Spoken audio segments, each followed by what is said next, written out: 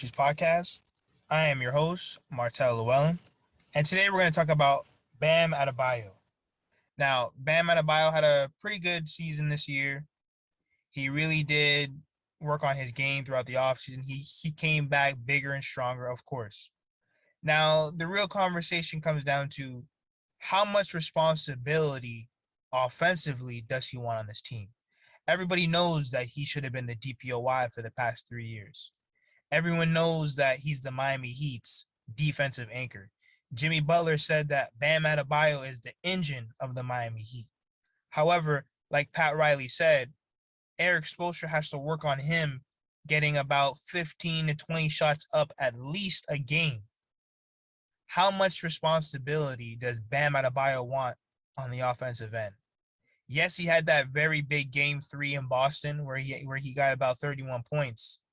But I honestly feel like if he didn't drop the ball and have 6 and 9 points throughout that 7-game series, he really only had one really good game with Boston. I really only think game 3 and game 7, I'm sorry. Game 3 and 7, those were the only two good games that he really had.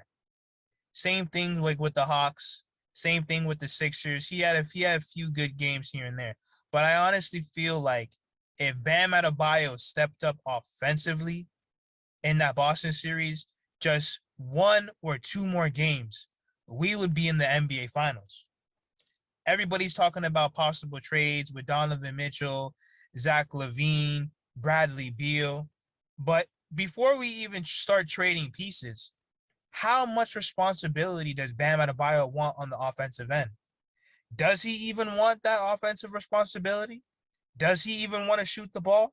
Because even now, he's still turning his back to the basket. Stop worrying about getting Caleb Martin, Duncan Robinson, Max Strus, Tyler Hero. Stop worrying about getting them open. Because remember, he's a max player now. And when you're making max money, you have to have max responsibility when it comes to a team. So does Bam Adebayo want that offensive responsibility? Is he going to face up and say, listen, give me the ball and get out the way? Is he going to be aggressive? Is he going to be the Bam Adebayo that everyone sees that he can be a 20 and 10 player? But will it translate to the playoffs? Like Pat Riley says, playoffs tell. Will it translate to the biggest stage? Did he have a horrible offensive performance throughout the playoffs? I wouldn't say horrible, but I don't think he stepped up when Jimmy needed him the most. Jimmy put the team on his back. And I don't think he stepped up 110% the way that I expected him to step up and the team expected him to step up. I honestly felt like he had a lot more to give. I felt like he has so much potential, not just on the defensive end, but on the offensive end. So once again, is Bam Adebayo going to take the responsibility on the offensive end of the court?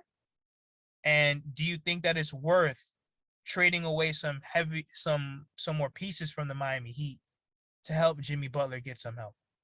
But is Bam Adebayo, is he going to take that responsibility offensively? Please like, share, comment, subscribe. And once again, thank you for joining the Real Issues Podcast.